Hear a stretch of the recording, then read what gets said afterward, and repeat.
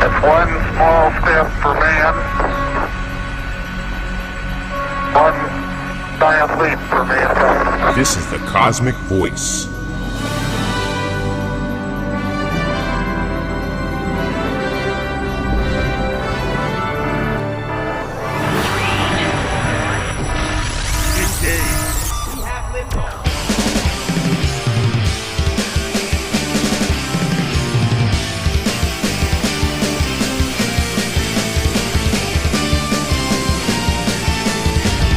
Cosmick Voice. Music, talk, and nothing but business with your hosts, Chris Natalini and Mick Michaels.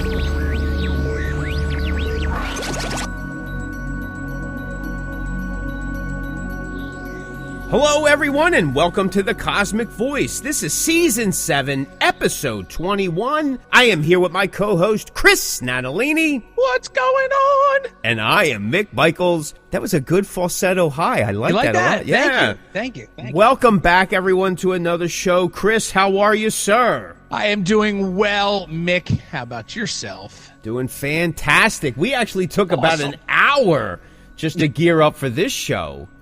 I'm all riled up, ready to go, ready to start swinging, pointing fingers, calling people names, and then we'll edit it all out. When people listen to the show, they go, yeah, this is awesome. It's only, anywhere between 45 to 55 minutes. They don't realize the hour that we talk before hitting record. Yeah, just to kind of get ourselves warmed up. Nothing scripted. Nope. It's all fly by the seat of our pants. Fly by the seat of our pants, and then editing usually takes a lot longer than expected. Amazing stuff. What have you been up to? Anything? What's going on? No, man, nothing at all. Just in the process of getting some new songs kind of started. I just finished some lyrics for a newer song, and we're just kind of moving forward, doing the writing at home and sending demos to each other and putting stuff together like that. And that way, when we get together, finally, we can, it'll be at least close to being put together. We'll just have to do it live, but right now we're just writing and looking to start recording shortly, hopefully by the end of this year. Be nice to be in the studio. That's what bands do. They write, they record, they release. Write, record, release. That's kind of the mainstay. It's always a shock to people when they go, oh, you got something else coming out? Yeah, I mean, listen, we're not Def Leppard. I can't 4 or 5 years between albums. It doesn't work. And that's the thing, right? Especially because when we get older, you want to keep putting stuff out. And at this time, and we've been saying it for years on the show, that it's just getting so hard to play out live. So, what as musicians do we have that, it fills our time and it fills that need and that passion is you just write and record and put it out. And that's all we could really do because the shows are so far and few between. Yeah.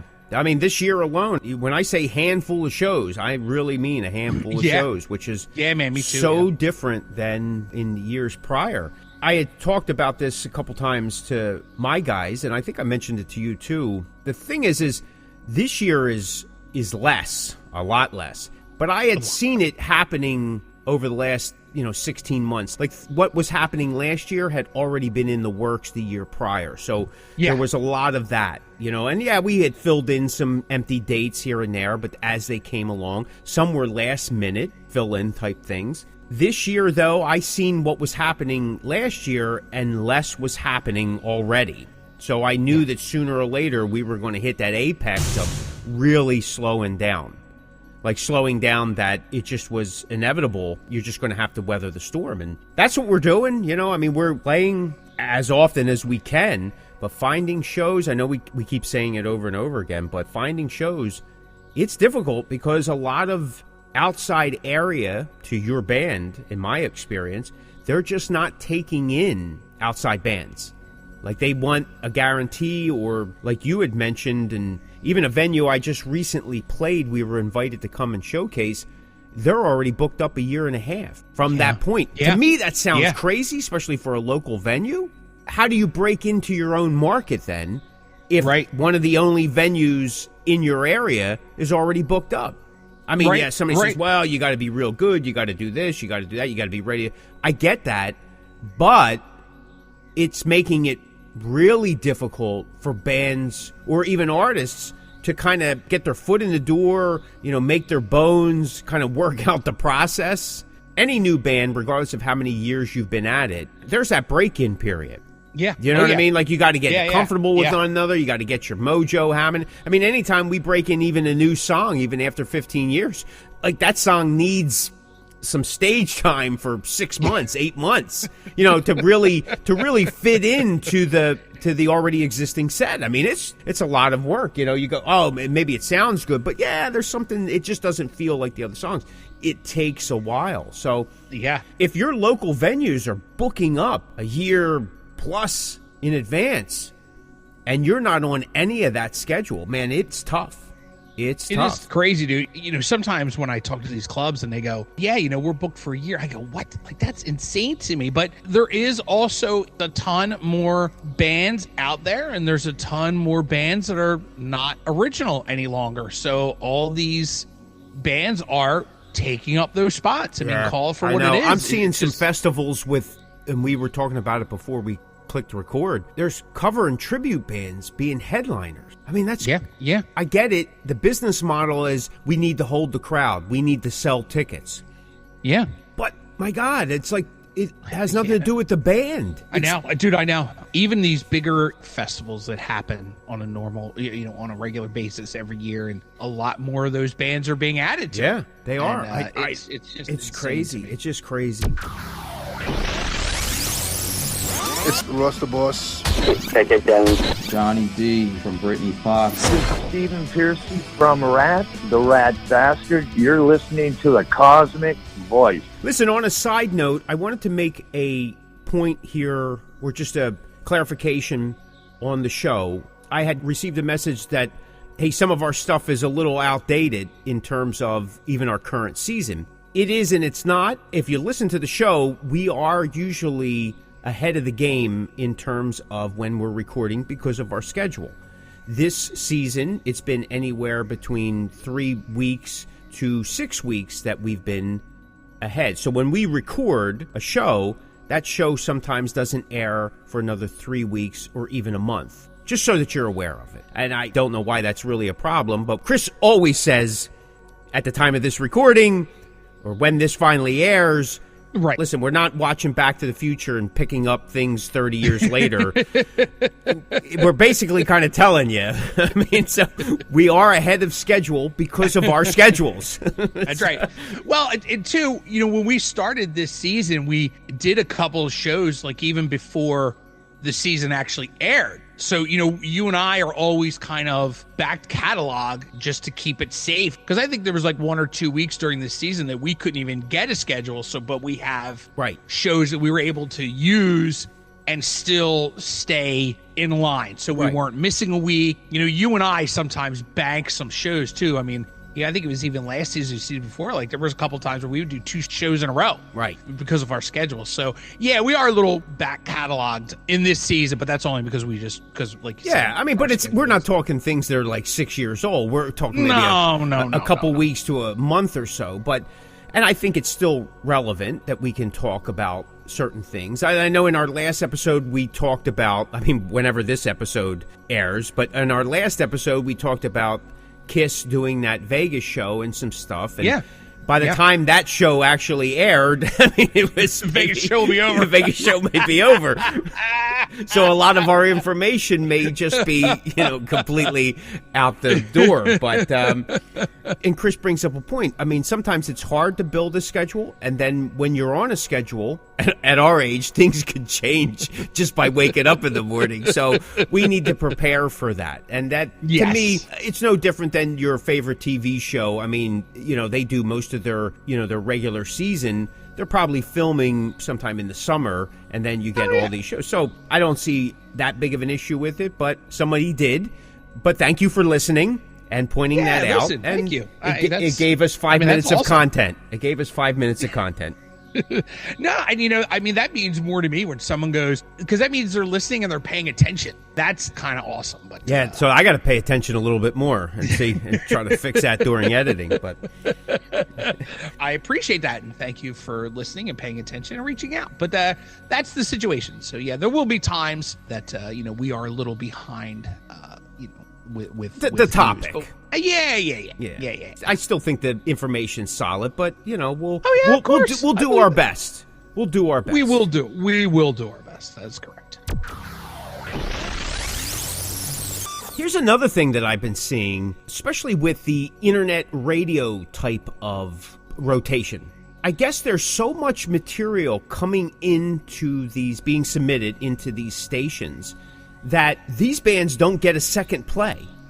Like, literally, every week, it's a new rotation. I guess it's basically, hey, this is what's coming in this week, this is what we'll play. This is what's coming in. So, like, you never get your song heard again. No. I mean, I could mention some, but I'm not going to. But there are some stations that, if I'm lucky, depending on how my release schedule goes, I'm only played twice a year. Yeah. So that's about right.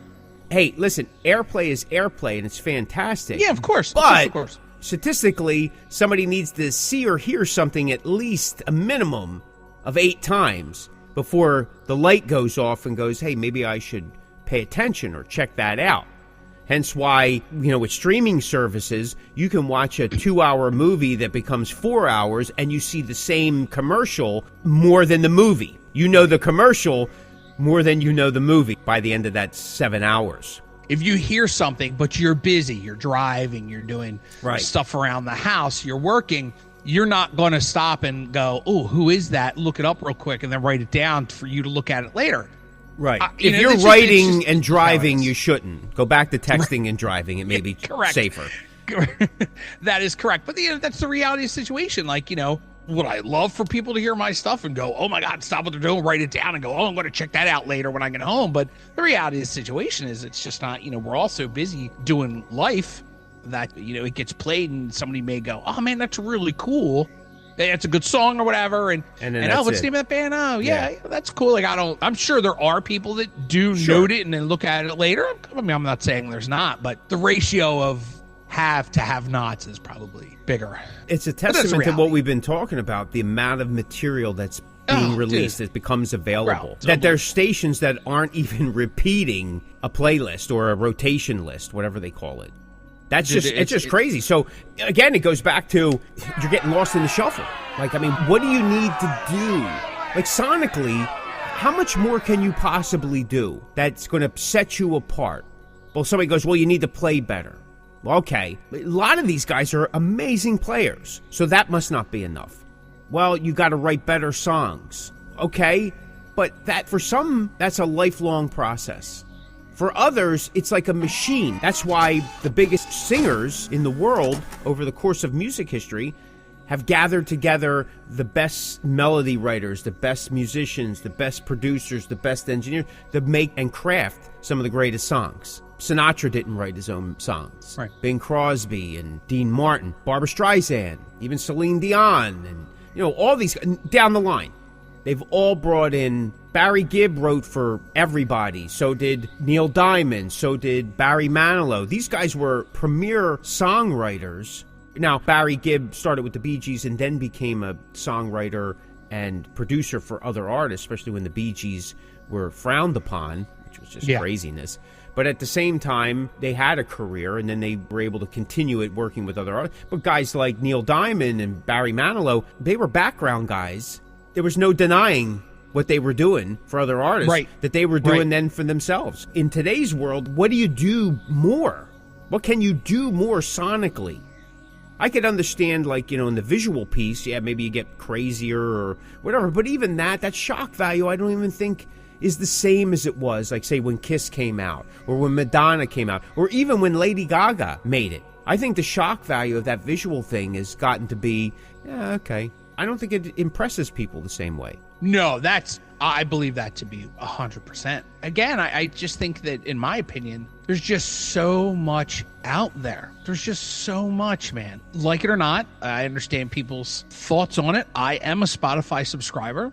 The music that comes across my Spotify on a daily basis is unbelievable because there is new music in every genre every day. And it's amazing to me. And, now the big thing is collaborations. So now I am dumbfounded by the amount of, even just going to the metal section, I am dumbfounded by the amount of artists, bands, etc., putting out new music on a weekly basis. Artists and bands I've never even heard of, and they're coming from all over. No wonder why some of the great bands, we all get lost in the shuffle, because there's just so much out there, and it really depends on what certain people paid certain amounts of money to get pushed. And sometimes even that, eventually, if you're not following that up all the time, then eventually you're going to get lost in the shuffle too.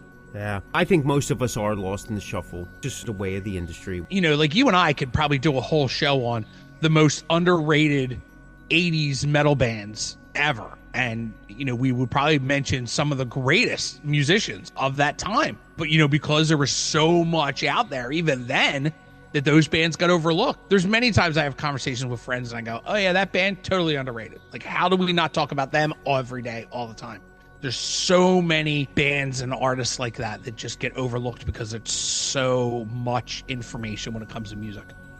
Oh, yeah. I mean, well, who was pushed? Well, back then, there was that idea of that visual piece, and the more outrageous you were, the more things kind of like drew people in. And there was even a point where for a male band in that pop metal or whatever, more mainstream metal, the more feminine you looked, the more you drew in a crowd, both men and women. And you could take that any way you want, but it was working that way, which was one of the things, that cover from Poison off their first album.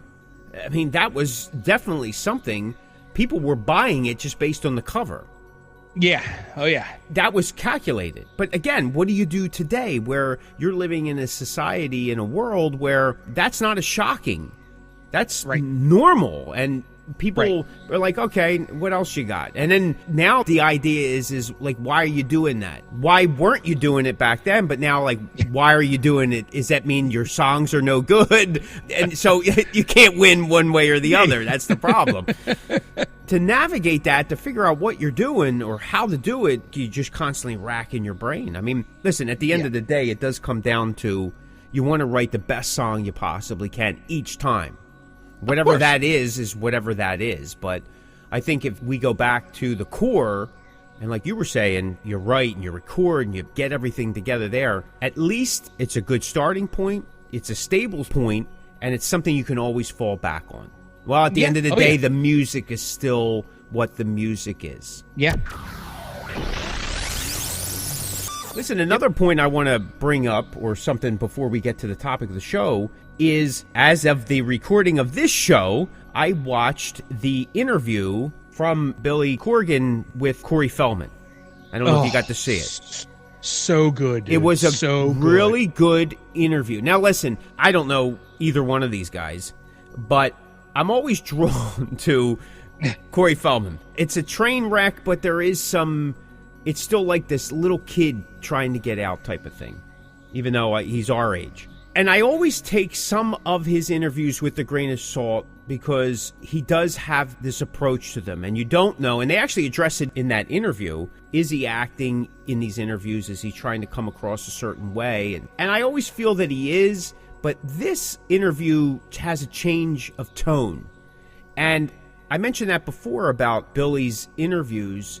He has this way of approaching people. Now, here's the thing. Never was a fan of him and or the Smashing Pumpkins. Just never cared for whatever. And I can't tell you why. Just can't tell you why. There was just something about it. Maybe, again, it was probably the time and my music wasn't being heard. And, I didn't want to support things that I didn't feel, whatever. Just totally asinine approach to things. But, as you get older. Now I'm interested. He's well-read. He's intelligent. He's thoughtful. And I like his personality.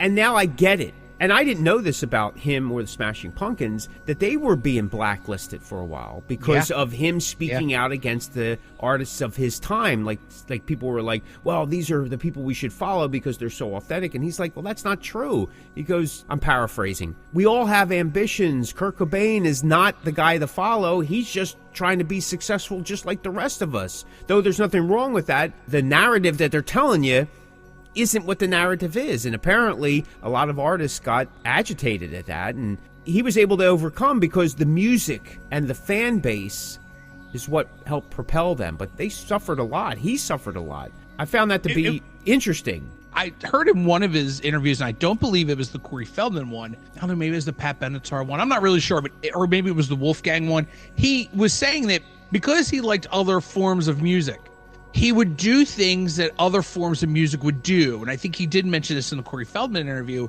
where he said he used to do like guitar solos or drum solos. Right. And his genre of music, his peers would be like, no, we don't do that in alternative rock. That is for arena rock or heavy metal. Right. And he goes, well, like, no, that's just putting on a show. Like, Right. if I want to do a guitar solo, I'm putting on a guitar solo. Right. Which I thought was super interesting. He used to get a lot of backlash from the stuff that he used to do, because he would do it because he liked it, not because he would fit into that alternative rock sound where his peers wanted him to be in that. And he was like, no, like I want to do things that I think is cool. I thought that was interesting too, that he did mention that. Yeah, I am also not a big Smashing Pumpkins fan. Didn't really know much about him. Like you, I was very anti-90s alternative because We were bitter. We were so bitter. We were. No, man, listen, because it's not. I mean, listen, even to this day, it's not my thing.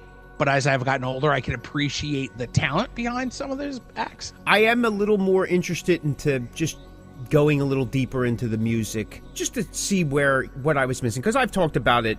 There's stuff in the 80s too that I just didn't care for. Yeah. And I never could understand, but I now have an appreciation, a level of appreciation. You get caught up in a thing, but that's just natural. I mean, I think it's natural. Anyway, my point to bringing this up is it's kind of posh now to talk about the dark side of the industry, the dark side of Hollywood. Yep. And it's disturbing. And my point is, as someone who interviews other artists, I have brought that topic up multiple times.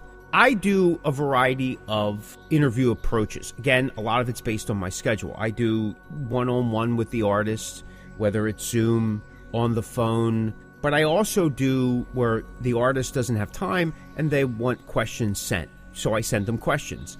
They'll write back answers. And it all depends. Every artist is slightly different. So I have a variety of ways that accommodate them as well as they accommodate me and my schedule. Because this is something I do more as a fan of music and as a tool for me to learn more about myself in the process by learning about other artists and what they do of all different levels. Anyway, that's a question, believe it or not, that is included in a lot of my more recent interviews. And by recent, I mean, I'd say in the last 2 years, especially since the fallout from COVID. And it's one that most people will not answer. They either skip over it, say, I prefer not to talk about it. They don't want to bring it to light, because to me, that's saying they're aware of this. And again, it's different levels. And if they talk about it, there's an issue for their career. They don't want to address it. It's better, if I keep my eyes closed, I can't see it, that type of thing. And I question myself, why do we want to do this then? And you're going to have people that go, it's a conspiracy thing and stuff like that, and it doesn't really exist, and it's, sure, there's always that kind of thing that's there, but, it's far and few between. I want to say that in my experience, and Chris, you and I have talked about that. We actually just had a conversation before we went to tape into the show, that I've experienced some things that even at my level, which is nothing, that there's just such a dark side and that you can get blacklisted. Because I know I've been blacklisted in several places because of who I am or what my band does or how we conduct ourselves. And it's just crazy sometimes. So if it's happening at this level, at a small level, at a local level, even in, in that regional area. Listen, I've been pushed out of clubs, been phased out, been ghosted, or whatever else those terms are. If it's happening at this level, think about, just consider, if it's happened to you once or twice, and you've had question about it, think about how it's happening at the level where lots of money is involved. Fame is involved. Multitude of people and investment is involved. And then you got to ask yourself, why are we doing it then? Like, what are we seeking? And again, in that interview, Corey Feldman talks about it, and the host talks about it. And they're coming from different sides. Yeah. Different areas. Here's one person who was a huge success in movies throughout the 80s, tried to make a music career, for whatever you want to talk about it is, then got blackballed everywhere. And at the same time, here's a guy who had a massive music career, in my opinion, and still 100%. had difficulty within the industry. Yeah. Is this something that you feel you're aware of that is true? And then my question would be, is it worth it then? Like, what are we striving for? To be fair, when Corey Feldman originally, when he was so young, came out that, he was assaulted and molested and all this stuff, at the time that I looked at it, he was looked down upon and blackballed. And then now come to find out that the only reason he was looked down on and blackballed was because it was the truth and people were being protected. Like you said, and now we're coming to find out that a lot of this stuff is true. And Billy Corgan, same thing. Like, well, he don't have to lie. Like, what would be his reasoning to lie? And, this isn't as serious as the stuff that Corey Feldman's gone through. But even, again, we could bring up Kiss. Like, look at all the stuff that you know about the Rolling Stone magazine and the Rock and Roll Hall of Fame. And, they were never respected for, what they did or what they accomplished at that time. And I don't know if it's because our whole society, our culture, it's always been about fame and fortune. So we're all just thinking maybe that won't happen to me. Or, you know what I mean? Like, I don't know what makes us want to do it, knowing that there's all this dark stuff out there. Or maybe it's we don't think about it, out of sight, out of mind. Or maybe it's one of those, we'll deal with it if it happens to us, or it won't happen to me. I don't know, but I think it's a bigger issue than people let on. People let on, and now that all this is coming out, some of it, like, I'm not even surprised. Now, the Billy Corgan stuff I was surprised at, but again, I didn't really follow him, so it's interesting to find that stuff out now. It's always been going on, right? I mean, we can go back to the history of music, and, I'm sure there was stuff like that with Elvis and the Beatles and the Rat Pack, and I'm sure all that stuff was Little Richard, and I'm sure all that stuff was going on back then. All that stuff. So let's just throw another genre in there, when Hank Williams Jr. stopped playing the honky tonk of his father and he wanted to do like rock and country, he got blackballed because people were like, no, like, you don't do that. That's not your dad. And he was like, but I'm not my dad. Like, I kind of want to move on and do other things. And listen, you could talk about Wolfgang Van Halen too. When he came out, people wanted him to do Van Halen stuff. And he was like, no, like, I'm not doing Van Halen stuff. And I know he got some backlash for that too. So, I mean, obviously he wasn't blackballed because he proved himself, but there is that kind of stuff out there, man. It's crazy. It's just insane to me. I actually had this conversation with somebody else about another industry, and their question is at the end, because there was all this uncovering of, and again, I guess the reality of life is there's a dark side to everything, every industry, every walk of life. But it is always a shock to the people who are not doing that or into that. Like, I don't see the need or the reason for it, or is it feeling less than that you feel that you need to do this to somebody else, or I just don't understand it. Yeah. But I find it, especially after seeing that interview, and it's about an hour and something, it's a really good interview, but I then started to think about the questions that I've asked and realizing, like, hey, you know what? No one's really ever responded to it. Yeah. There's a cap somewhere, right? Yeah. And Fear. I mean, some of these people were well-known, up-and-coming artists that had been picked up by the band or they were added to the group. It's interesting. I interviewed Mike Tramp a couple years back, and he's not afraid to say, like, MTV just kind of dropped us, turned their back on us. They wouldn't even return phone calls, and we were the ones that they came to because they were requesting videos from us. Can you guys please make a video? We need to get you on here, blah, blah, blah. And then, come the 90s, all those people, like, they lost their numbers type of thing. So the backstabbing, I mean, there's always backstabbing, right? I mean, even history has backstabbing. Et tu, brute. We can't get past that.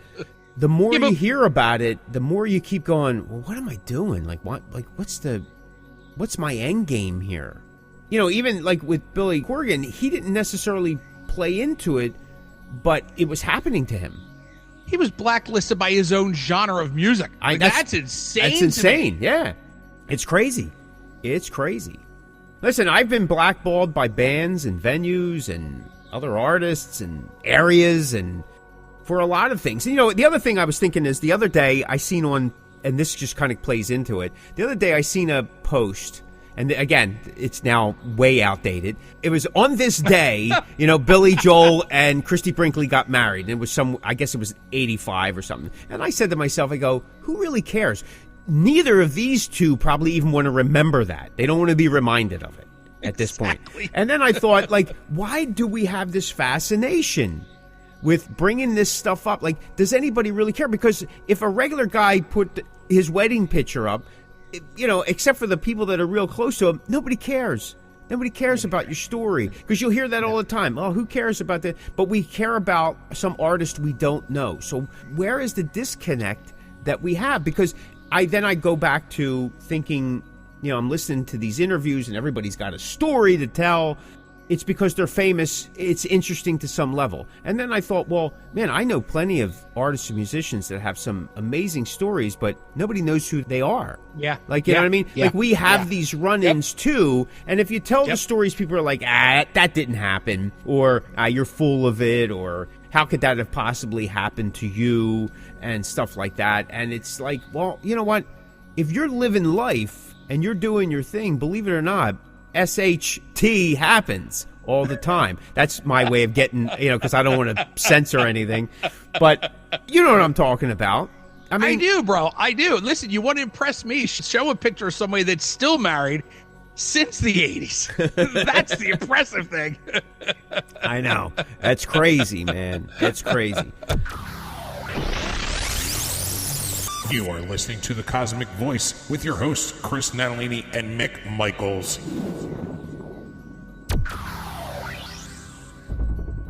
Anyway, let's get to the topic of the show with our remaining time. And the topic is, do local bands need contracts to perform locally? Do local bands need contracts to perform locally?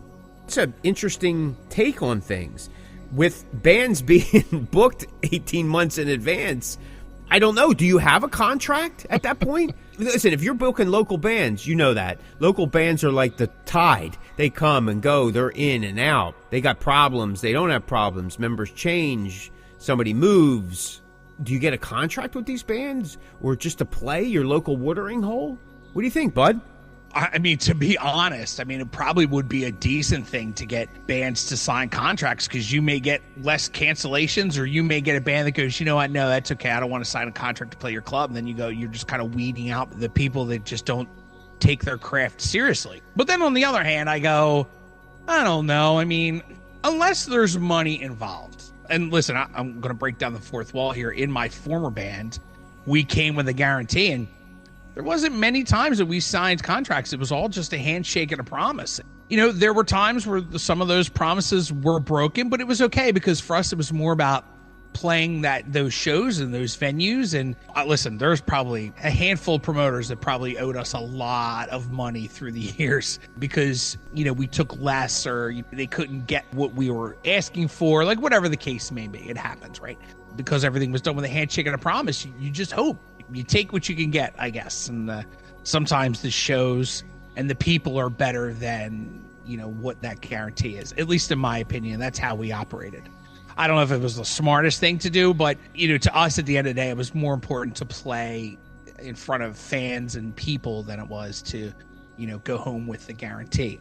Again, I think the only thing a contract would do for local bands was just to keep them in line, in terms of, like, we have this thing now, and you and I have talked about it on the show before, where there's such a rash of cancellations anymore. You know, you never know the show that is billed if you're actually end up even going to go see those bands, because a lot of them canceling is such a thing now that bands just do for whatever reason.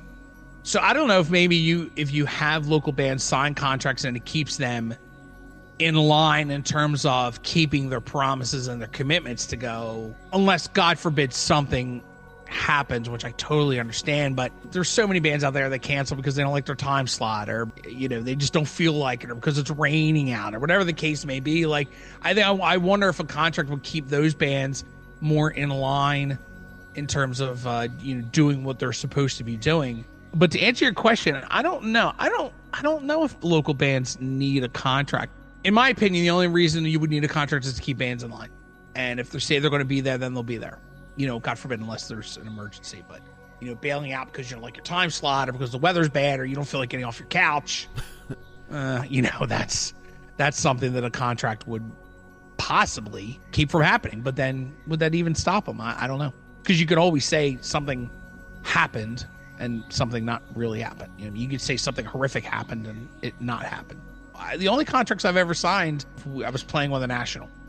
And even those, I haven't really signed a lot of those either. But, you know, sometimes you have to sign those just to play. I think that for local bands, if contracts are presented, I agree with you. I think it's coming more from the venue, and that's a way to keep things running in order so they feel they're covering their bases. But at the same time, what's the repercussion? Like, I've seen contracts like that, and there's never, ever a financial penalty applied, I should say. Right? It's usually you falter on the contract, you're probably never playing that place again. Right. A majority of what I do, what I've experienced, is just verbal agreements, handshakes, an exchange of an email or something. And again, in a lot of states, that's considered up and up, legitimate, and it's binding. I've always said, you know, we talked about it on the show, and, you know, anyone that's worked with me, I'm not out to screw anybody. I don't want to be screwed, so I'm not looking to screw anybody. I just want to work. I want to have my guys out there doing their thing, and I want to make it the best for everyone involved, because that means that I can get to come back, that kind of thing. So if I'm trying to play a game or try to get up on somebody, it's going to wind up backfiring sooner or later. Somebody's going to catch wind of it, so it doesn't make sense. So I think in a lot of that respect, when the discussion is had, it's usually a venue trying to keep their bands in line for whatever reason. I just booked a show while we were on the road, and I was sent this giant, as the venue calls it, rider of what can and can't be done at the show. You have to make sure you park here, and you can't do this, and you can't do that. I wasn't even thinking. There's all. I wasn't even thinking on that end of it. Yeah, there's all those kinds of things that are included, and believe it or not, we're not signing anything. We just agree to it. Which there's always a loosey-goosey type there too. But like I said, in many states that is binding. But I guess without a signature, there could be some loopholes put in. Oh, I didn't completely understand it. You know, my lawyer wasn't present. I was on medication at the time. I had the flu. I was washing my hair. You know, something like that. I was trimming my cat's nails while I was reading it, so I didn't get everything. And I guess that holds up in some court. But we get a lot of those. I've never looked at them as contracts per se, but anytime that I'm playing, I feel that we're being contracted. Now, yeah, I guess that makes sense. Like you, prior to COVID, even a couple years before that, most of the national shows that I was doing, there was some kind of agreement that we had to sign off on. And a lot of that came, again, through the venue, but they were expected through the production company or the event booker for that tour, for that act. There were certain things that had to be upheld. Otherwise, the venue would have to pay. Right? So there was a lot of that, and which I understood. I'm not always super comfortable with that, especially when there's third parties involved. That means, you know, now I'm playing catch up with somebody else. I'm being contracted through a contract of a contract, and sometimes that's where there's a lot of gray area, and you could be responsible for something that you didn't even know or were aware of or even told, because a lot of these guys are just kind of paper pushing. Do you know what I'm trying to say? Yep. I will say this, when we did our Canadian tour, we did the festival that was included in that, we had to sign some paperwork, especially since we were an out-of-a-country band. We were guaranteeing our arrival, that we were going to play, maintain a certain set, you know, and all that. And again, for me, I've booked bands that never showed up. And somebody could say, well, that's your fault for booking that band. Sometimes you don't know. If you're booking bands, listen, you're taking the shot. You're taking a shot, period, especially at a band at our level. And I get it. And I was like, okay, you know, but there was an agreement of payment. So anytime there's an agreement of payment, you definitely want to sign a contract. There are events that I play, like you said, it comes with a guarantee. Whatever that guarantee is, you want to get some paperwork on it.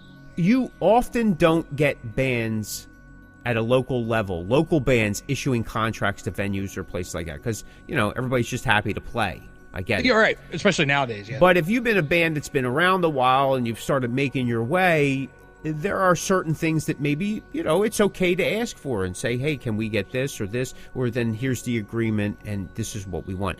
If you're asked to play and they ask you what's involved, well, then now you are applying a contract to it.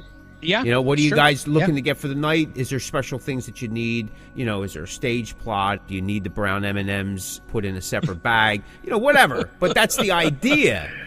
So I don't think that they're a bad idea. I just don't think that they're warranted in every case.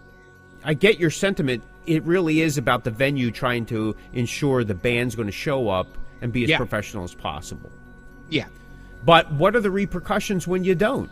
Like I said, I've never really seen any financial repercussion or punishment attached to it. However, on a side note, when you are working with a company, say like a label or something along that line, and you break contract, there's usually legal repercussion that's being taken. And by signing that agreement, and if you breach the contract, you may be liable for legality fees on your end and the other person's end. Yeah. And if you read your contracts correctly, that's usually they're covering. So there's no loss. They're bankers. There's no loss to them. They're always, Right. winning in the end. Exactly. Listen, are contracts a bad thing? No. Should you try to avoid them? Yeah, maybe when possible. Especially if you're just playing your local watering hole or there's something. Do a lot of these venues have some standards of procedure, some SOP that they'd like to follow, like the bands to follow, so no one does incur some kind of penalty? One of these places that I've played, because of where the venue was, they had a noise curfew. They were allowed to have entertainment, live performance. It was an older venue. It became in a residential area. They had to cut it off at a certain time. So the bands had to adhere to that. I totally get it. Yeah. Totally get that. Yep. And again, if you're looking for a place to come back to play and you're hoping it's a good night, because even if the crowd wasn't that great, if the venue likes you, that's always a plus. It's a man in your corner. Yep. Because you can always work to build up an audience if the venue's supportive of you. If the venue isn't, and you've made them angry in any way, shape, or form, you're not coming back. Even if you had a big crowd, it just doesn't work that way. It's just one of those things. But listen, if you're presented with a contract, make sure you read it. I know that seems common sense, but believe me. Yeah. And make sure you read it 2 or 3 times, and maybe 2 or 3 guys in the band read it, because you may miss something that somebody else picks up and vice versa, and they may understand it differently, and it's good to have a conversation. And if you have questions on anything, you ask. Don't wait till the night of the show. Yeah, and sometimes there have been times like you may read something one way, and it, someone may read it another way. Honestly, and that's a conversation. Then hopefully you can figure out exactly what that statement means, and it's always good to have someone else read it. Listen, it's a good education, regardless. The more you understand, the more you're capable of doing, the less you have to pay somebody else. But if you have any questions and you're that lost about it, well, a lot of people, I know ASCAP recommends it, music agencies, they'll recommend it, that you don't read anything without a lawyer. Because a lot of these contracts are worded and put together in a way that kind of binds you in something that you may not be able to get out of. How many guys have we read stories about that signed contracts? They were pretty much stuck. Like, the lady that did the voice for Disney's Snow White. She had signed a contract that she could not appear anywhere ever. Ever. She got snuck into a couple different, like Wizard of Oz and some voiceover, but physically, she could not appear anywhere. And her career pretty much went nowhere, unfortunately. Yeah. I would never tell anybody, never accept a contract to play your local spot. But if you're given one, then, that's your decision. If you want to sign it, and, it depends on what you're getting out of it or what the venue is holding you responsible for. Yeah, just read through it. Be aware of what you're doing. Understand that even the verbal correspondence does become some level of contract. And like Chris pointed out, handshake, Yes, I'll be there. You know what? Integrity and character, that's binding. Yeah. Oh, yeah. What do you think, Yeah. Bud? You got anything else you want to add? I don't think so, my brother. All right, if you like that episode, check out some of our other episodes at www.thecosmickvoice.com. Step into the Cosmickverse, no contract required, and fill that void. Thanks so much for listening. This is the Cosmick Voice. If you have a question, a topic idea, or something you want us to address, just contact us through our Facebook page at The Cosmick Voice. You can listen to The Cosmick Voice at Spotify, Breaker, Apple, Google Podcasts, Radio Public, Pocket Cast, and at thecosmickview.com. Check us out on Facebook at The Cosmick Voice. All right, folks, that's going to do it for us. If you're hearing this message, you've listened to the entire episode. And for that, Mick and I would like to thank you from the bottom of our hearts. And we hope you enjoyed this new episode. And if you did, please leave us a review on Apple Podcasts and Spotify. Also, feel free to let us know what topics you'd like to see covered in future episodes of The Cosmick Voice. And you can get in touch with us through thecosmickvoice.com and, of course, all of the Cosmick Voice social medias. Take care and be safe. You're listening to The Cosmick Voice. Music, talk, and nothing but business.